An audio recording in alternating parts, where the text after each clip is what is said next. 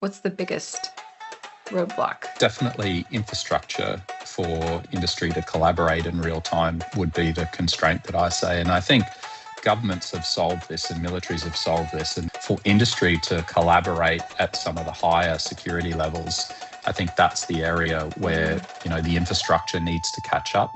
I'm Carolyn Ford, and today on Tech Transforms, we're talking about why AUKUS isn't just a submarine story. It's a stress test for whether three allies can actually share sensitive industrial capacity and data without tying themselves in security knots. My guest is Lee Davis, Senior Director, Honeywell Aerospace Australia, and he's living in the fine print. Export controls, diverging security frameworks, US specs versus Australian specs, trying to turn three separate defense ecosystems into what behaves like a single trusted industrial network. We dig into why the biggest bottleneck isn't hardware or talent, it's the age-old problem of just trying to talk to each other. Lee explains how new policies and digital tools are starting to make cross-border collaboration possible, but why the basic problem remains. Industry still lacks the secure shared environments it needs to talk at higher classifications without going through a long government relay chain. So I asked him to start with the big picture of how AUKUS is reshaping security and industrial cooperation.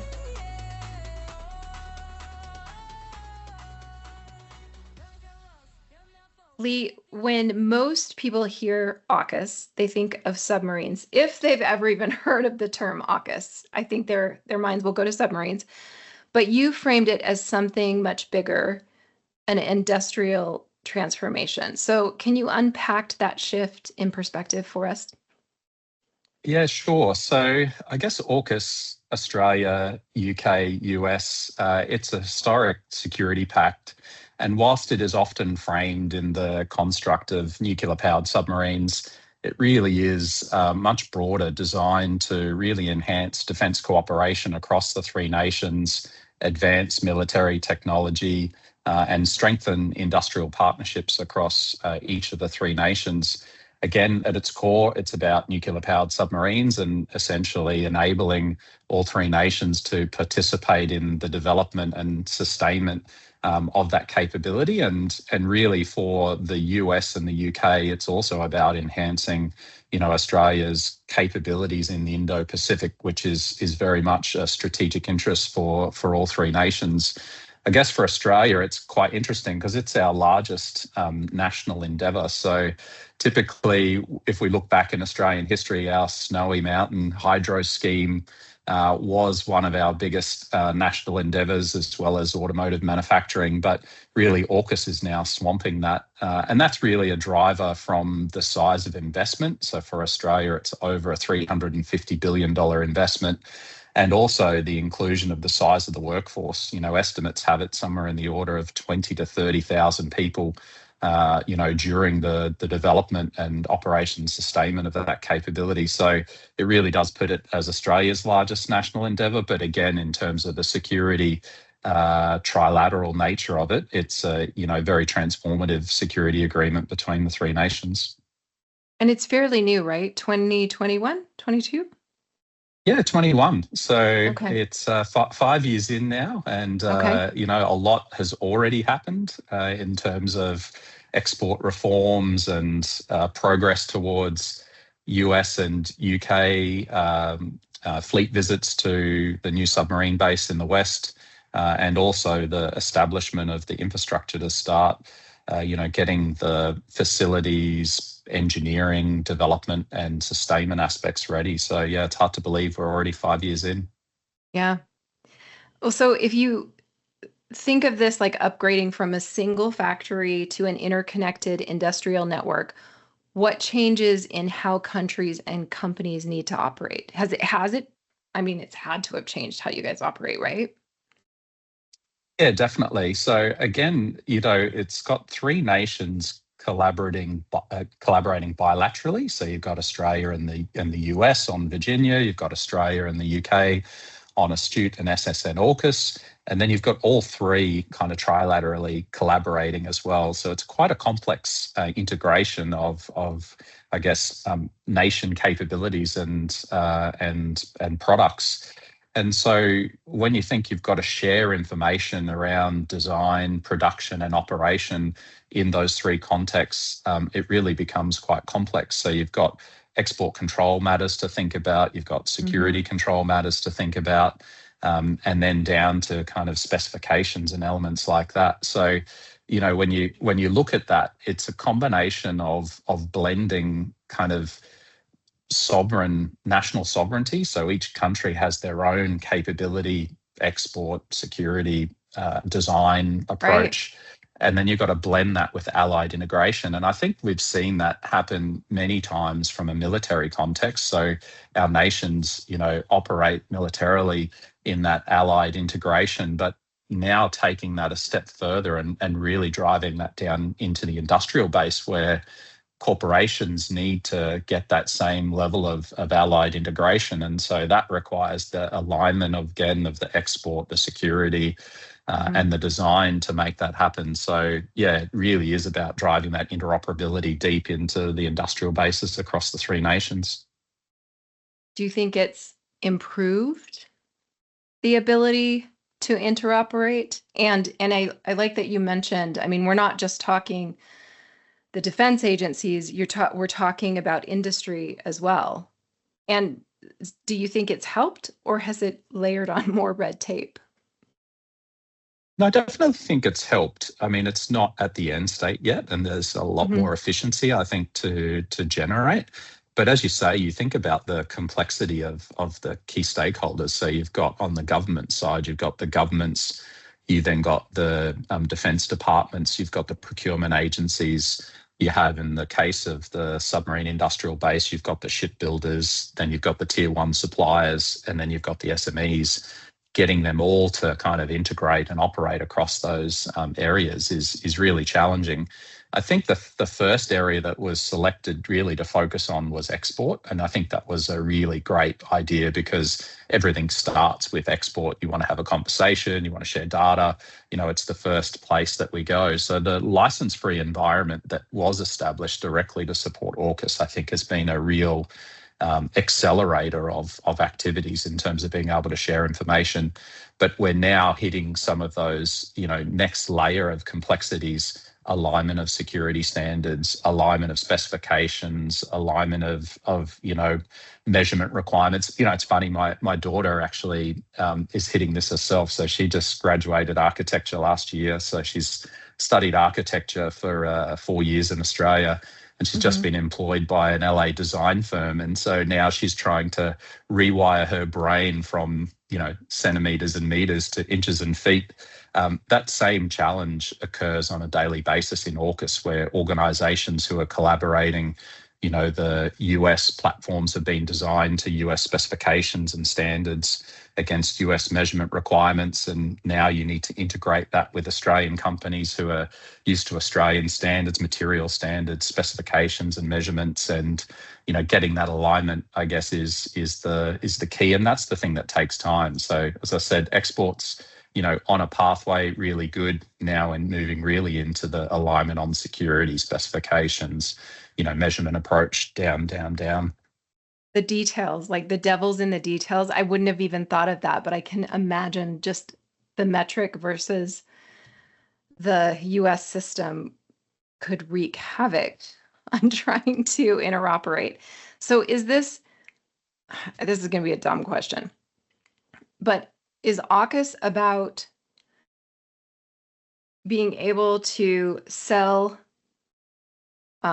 components between the three countries, or is it more than that? Is it building solutions together and actually operating as like a coalition, or is it really trade?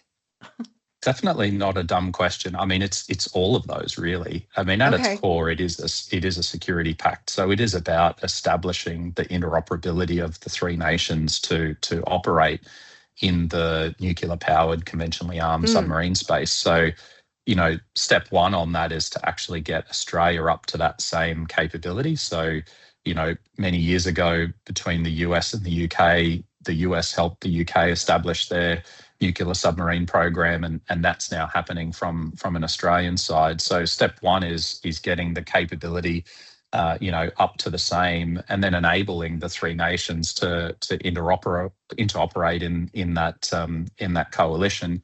But then to be able to, support the design, support the ongoing sustainment requires, the industrial bases to be able to, so you can imagine as US submarines are based out of Australia, UK submarines are based out of Australia, new Australian nuclear powered submarines are based out of Australia. The industrial base in Australia now needs to support that.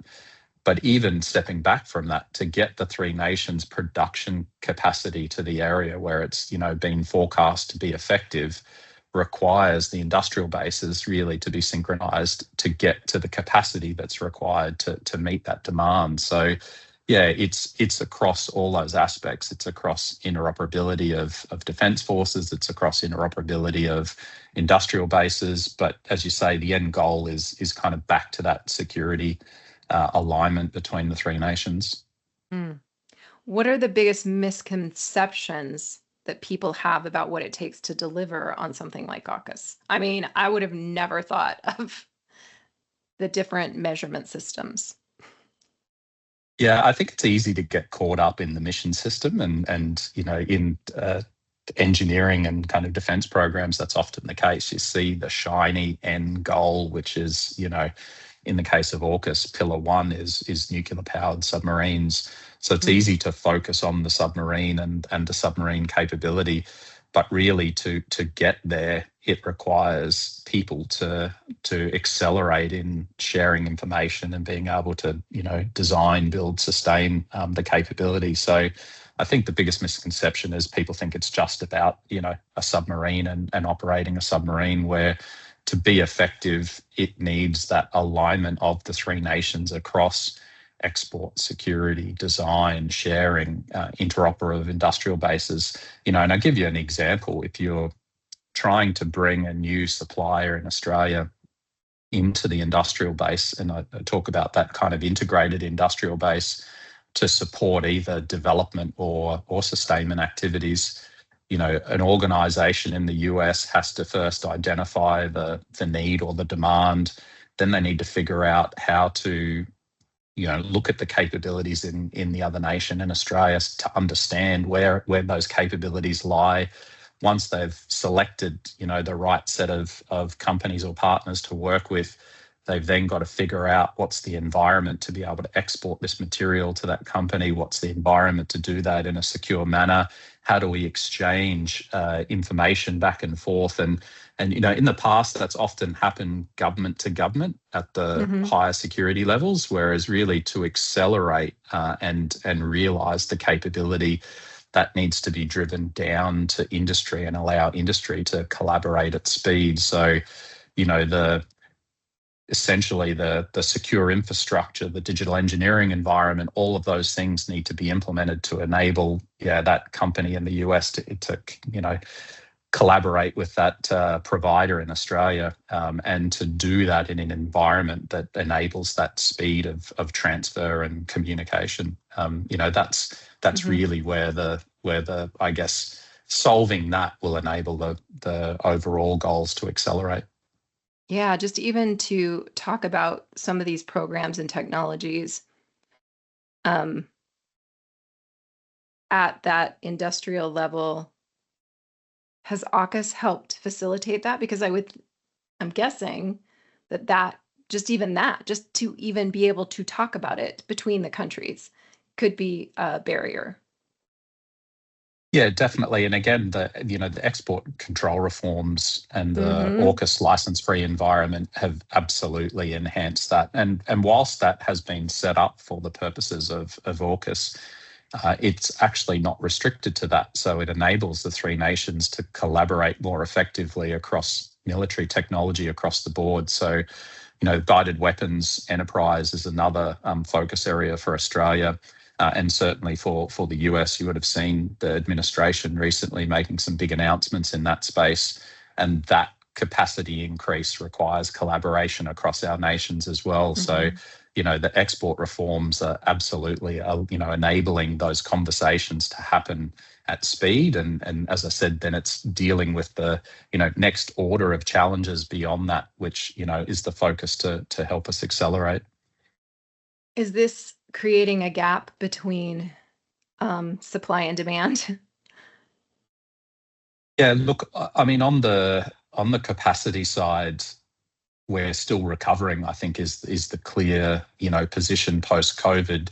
A lot of the supply chain kind of constraints and reductions that happened during that period have taken a while to really, I guess, remobilize. And that remobilization is occurring at the same time as demand has significantly increased. So it's kind of that, alignment of two conditions you don't really want is, you're recovering at the same time as demand is accelerating.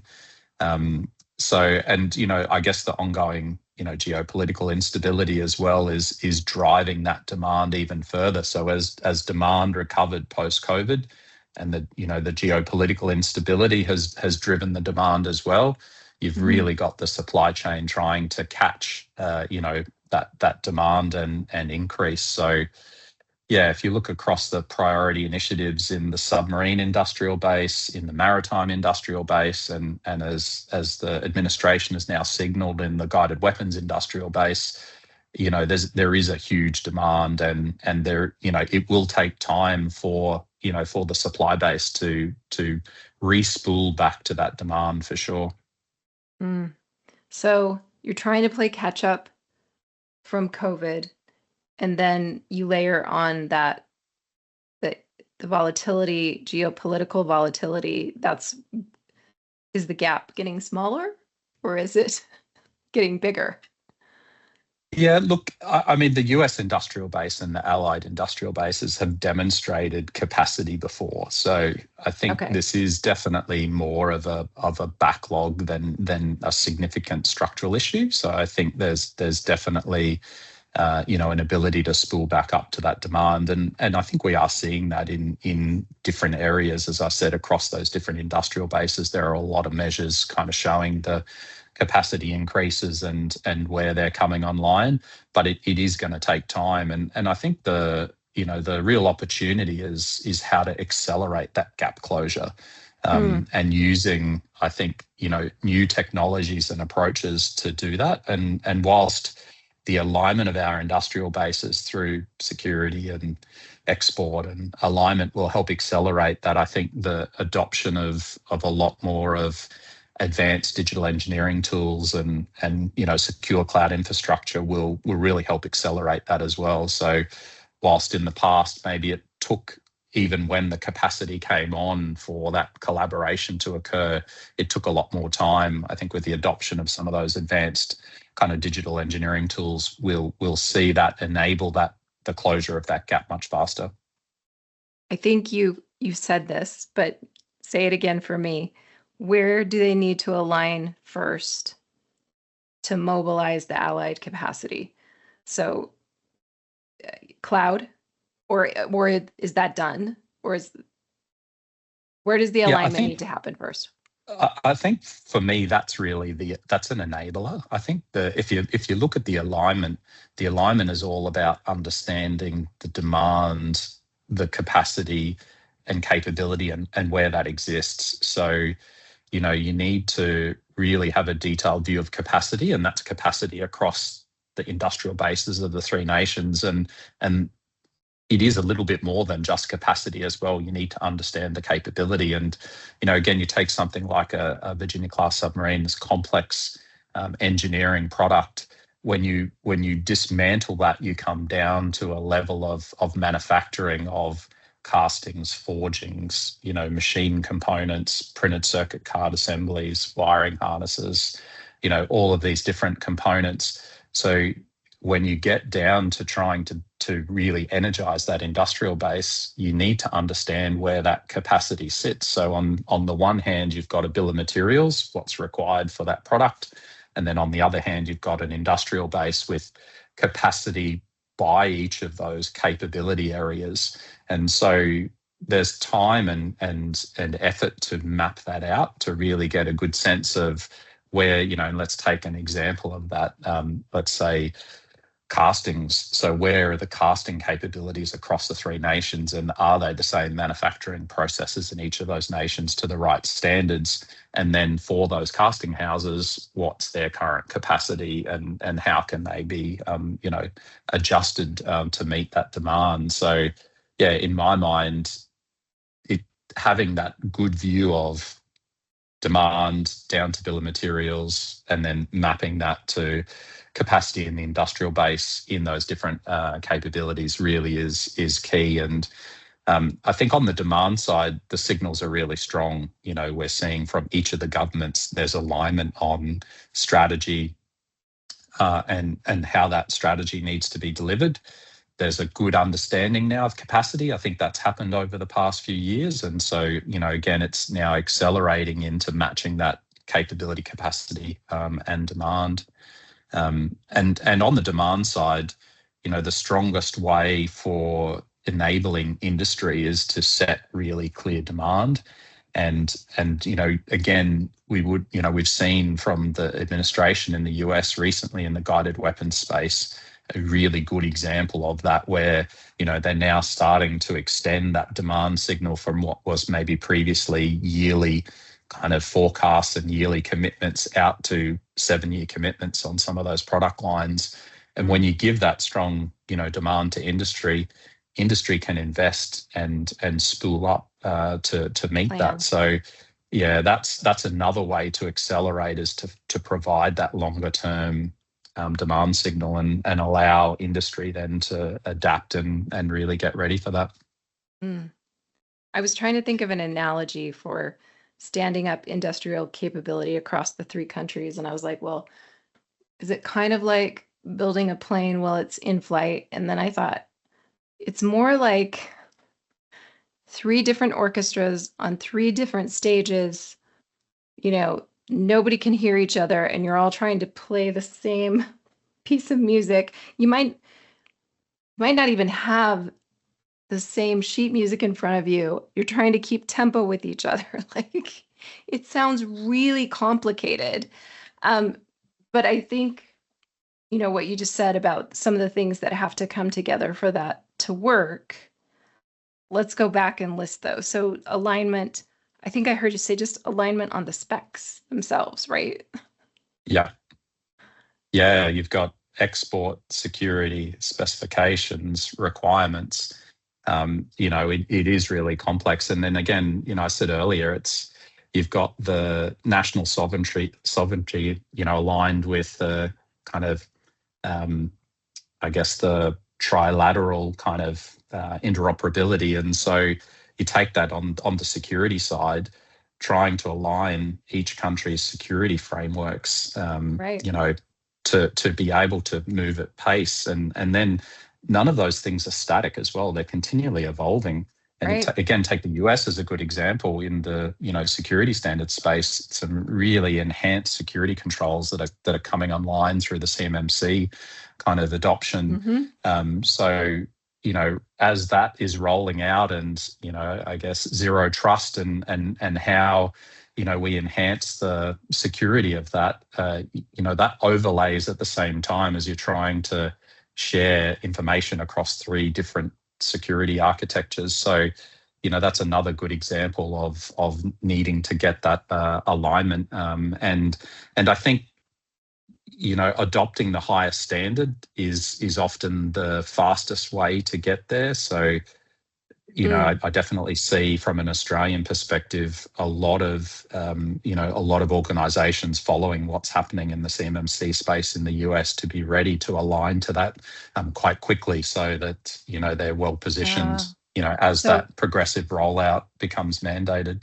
I was just going to ask, do you have Australia's, UK's, and US's security requirements lined up, and you have to check the box on each? But you answered the question. So Australia says if it meets CMMC, then it's going to meet all of ours. So they just go to the highest.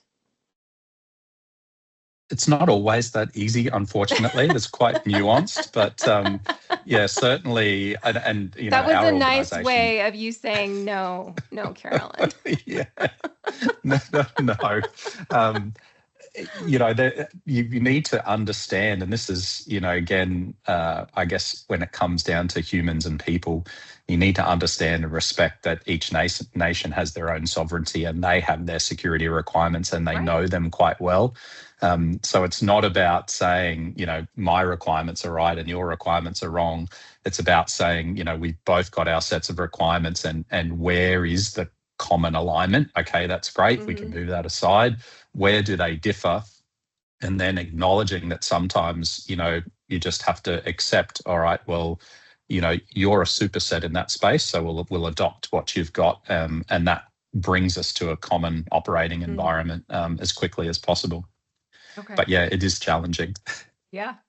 Where are you seeing the biggest constraints right now? Are you seeing it like in supply chain or workforce, infrastructure? What's the biggest roadblock?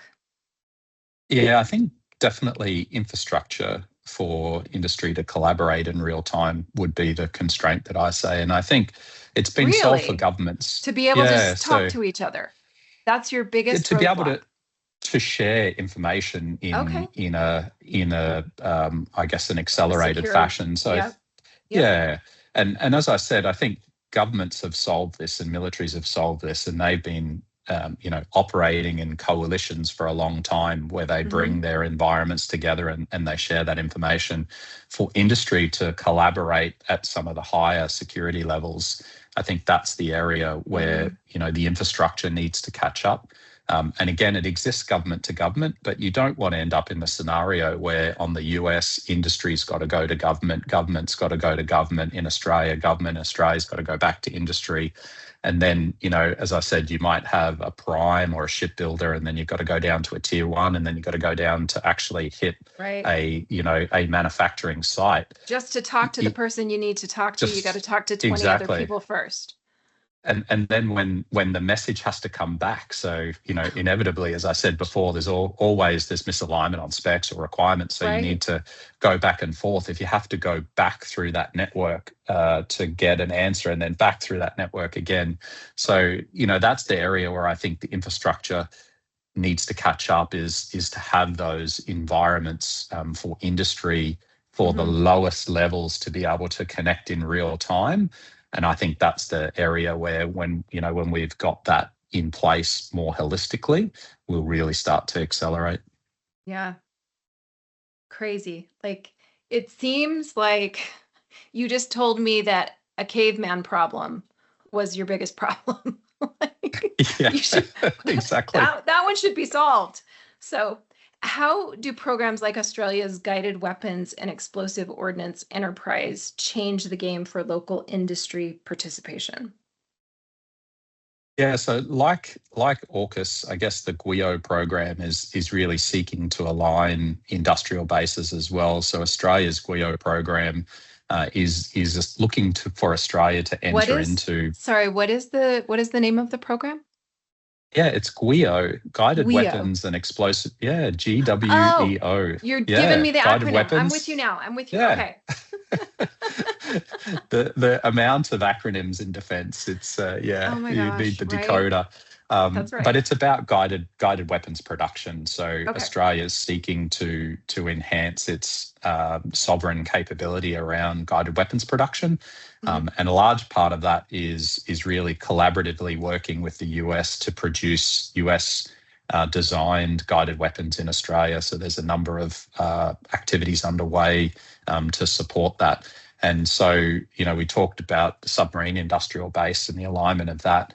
We're now seeing that as Australia's moving out on its guided weapons program, again, similarly large, significant investments that requires the industrial bases to align. And it's already seeing the benefits of AUKUS. So as I said, AUKUS is more than just the submarines, the license-free environment, the integration of the industrial bases. So we're now seeing benefits in the guided weapons space where license-free environment can be utilised for guided weapons. security alignment understanding can be utilized for guided weapons infrastructure that's being rolled out to support that sharing of information, and digital engineering can be utilized as well. So, that's enabling US companies and Australian companies, again, to get into more collaboration opportunities and development opportunities, through the guided weapons space. And that on the demand side, that's another area where it's the right time. So as the US administration is really accelerating that capability in the US and really trying to mobilize kind of the US industrial base, because Australia is already, or had already started towards that journey. I think it's the perfect alignment of demand and capability on both sides. When AUKUS was first being designed, was that always the intent to have it apply not just to the nuclear submarines, but also to GWIO? Look at me using the right acronym. There you go. I like it. Look, absolutely. So, there were always two major components to the AUKUS program. Pillar 1, which was the nuclear submarines, and then Pillar 2, which was advanced technologies and military capabilities. So, there was always that goal to have it more broader than just the submarines, and now we're seeing the success of that as these other programs come online. Okay. All right. Well, we're going to take a quick break to thank our sponsors. This episode is sponsored by GME, an Australian-owned leader in secure electronics, RF, and SATCOM solutions supporting defence and critical communications. Learn more at gme.net.au/defence. And by OWL Cyber Defence, delivering trusted data diode and cross-domain solutions that protect the world's most sensitive networks and enable secure, real-time collaboration. Visit owlcyberdefense.com to learn more. And we're back. I'm Carolyn Ford. This is Tech Transforms, and I'm here with Lee Davis, Senior Director at Honeywell Aerospace Australia. We've been unpacking what industrial transformation really looks like in defense manufacturing and how leaders can actually scale capability, wrangle global supply chains, and survive the beautiful chaos of allied collaboration under AUKUS. So, Lee, as capability scales, complexity explodes. Are we underestimating how hard it is to get systems and data to actually work together across borders? I think probably underestimating, yes, but starting to make, we're definitely seeing green shoots in how to do it. So, getting the right collaboration environments in place can solve that complexity, and enabling the right tools, I guess, in those collaboration environments. And so I'm definitely seeing, that now becoming a focus. While previously it was export, it's gone into security, and now it's security and kind of secure cloud environment to enable that collaboration to happen much faster across borders. It's definitely progressing, which is good to see. Yeah, and right before the break, you shared that just the collaboration piece is one of your biggest, if not biggest, roadblocks. And if interoperability is the goal, so we've got collaboration as a roadblock. What's the bigger challenge between technical integration and trust between the systems and the organizations and the countries? Like the trust between the three countries, is that an issue ever? Yeah, look, I don't think trust is in do we all, trust that we can work together, but I think trust is in making sure that the security and alignment of our systems, keeps our information, within the three nations collaboration environment. I think that's definitely the bigger challenge. So getting the right environments in place where, again, when you come down to people doing the work and they want to work together and they want to collaborate, it's about making sure that the environment enables them to do that and that they're empowered to do that. And I think that's where really the focus needs to be in terms of making the environment scale so that at all levels of the industrial base from the government to the agencies to the primes to the tier ones down to the suppliers, that they've got the ability to directly connect through those secure environments and enable that transfer. And to do that requires the infrastructure to trust. And I think that's the piece that needs to be built out. What are some of the measurable outcomes or changes that you've seen since implementing more integrated cross-border industrial and data sharing approaches? Yeah, I think the speed at which industry can collaborate when the environments are in place is what's impressed me to date. And I think in the license-free environment, we've seen some really great examples of this where, previously I've had experiences where it would take 6 to 9 months to enable the right licenses and appropriations and agreements to be put in place before, organizations could collaborate on a data set. We can do that now in days in the license-free environment. So, that's a massive acceleration. And so I think, as I said, kind of taking those lessons and that approach and rolling that more broadly in the industrial base is going to be a critical enabler. Yeah, I did an episode with Matt Cantagallo with State Department. State Department? Is that the right title? Okay. And we talked about that exemption, that I think that's what you're talking about with this accelerated timeline, right? And just absolutely. How long it took before, and just it's amazing that you guys have been able to go down from, multiple months to, like you just said, a matter of a few days. Yeah, not 9 months to days. Yeah. It's amazing.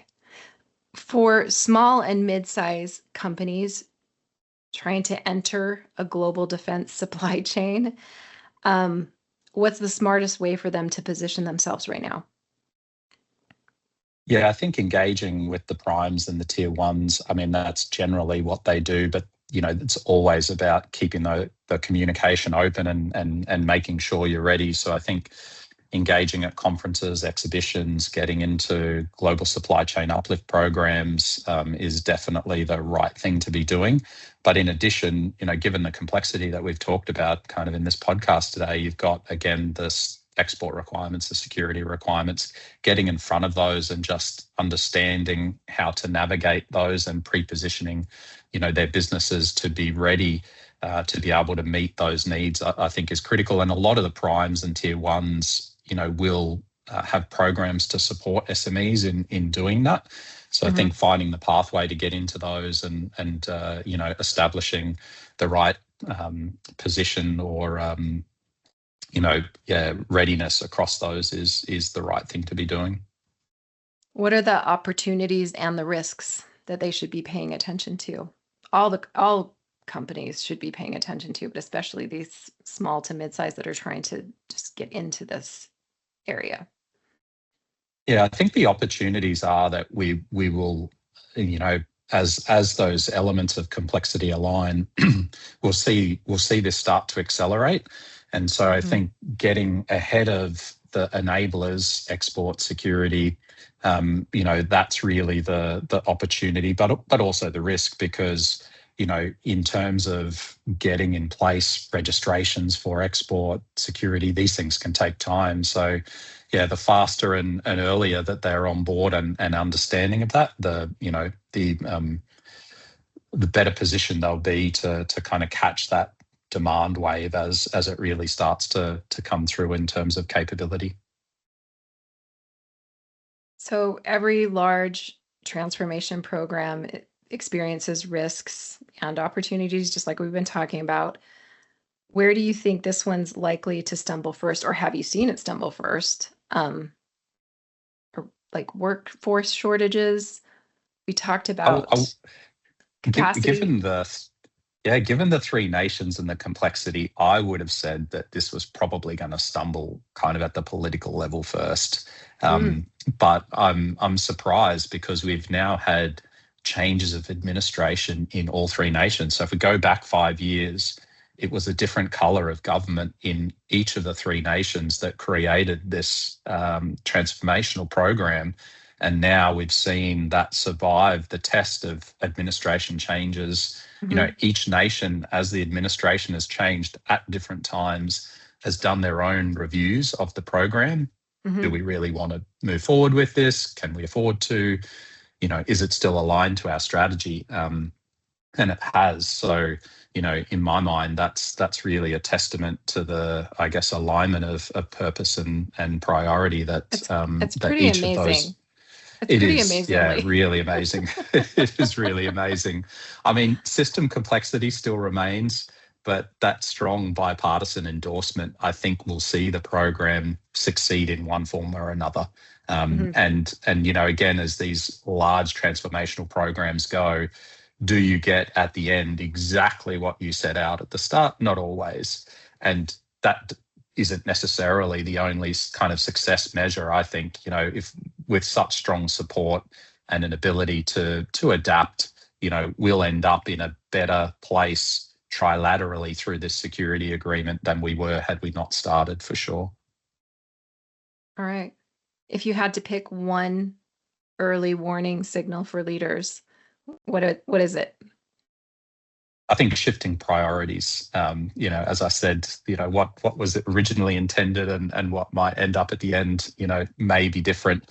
So it's really, keeping an eye on those shifting priorities. And whilst that trilateral commitment is strong, the pathways to get there will absolutely adapt. And as the scale and complexity of the stakeholders continues to grow, I mean, reading those changes and positioning and adapting your organisation strategy to be able to pivot quickly, I think really is the key in this scenario. All right. We get to do our tech talk questions now. So these are just fun, rapid fire questions. Don't think too much about them. All right. And your first one, if AUKUS were a piece of technology, a platform, app, or a system, what would it be and why? Yeah, this one was clear to me. Definitely a mesh radio network. I mean, there's so much interconnectedness and the adapting nature of the stakeholders across government, industry, defence. It's expansive, it's growing, it's adapting. So yeah, I like the mesh radio network. I like it. All right. What has surprised you the most in AUKUS and GUIO transformation so far? Yeah, look, I think I said this one already. It's definitely the alignment of the three governments and the fact that we've now survived administration changes in all three nations. I'm blown away by that one. Amazing. That one surprises me.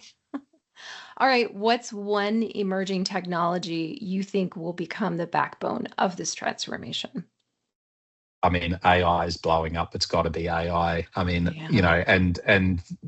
I've actually seen some really unique applications already in this space. I mean, using AI to read drawings, old drawings, looking for drawing errors, spec misalignments, doing drawing conversions, so taking old 2D drawings, creating 3D models automatically, validating errors.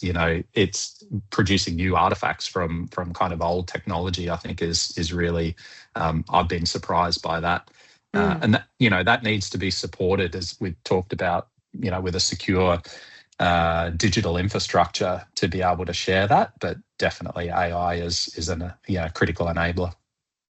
Yeah, man, we could do a whole show just on how AUKUS is using AI and securing it, because yeah. All right. Well, thank you so much for joining Tech Transforms. Where can our listeners connect with you to learn more about your work? Yeah, HoneywellAerospace.com. That's the best place to start. All right. Well, thank you for joining me on an early Friday morning all the way from Australia. Thanks for tuning in. If you found this episode valuable, be sure to share it, leave a review, and smash that like button to help us reach more people who could benefit from the conversation. I'm Carolyn Ford. Tech Transforms is produced by Show and Tell and sponsored by OWL Cyber Defense. Until next time, stay curious and keep imagining the future.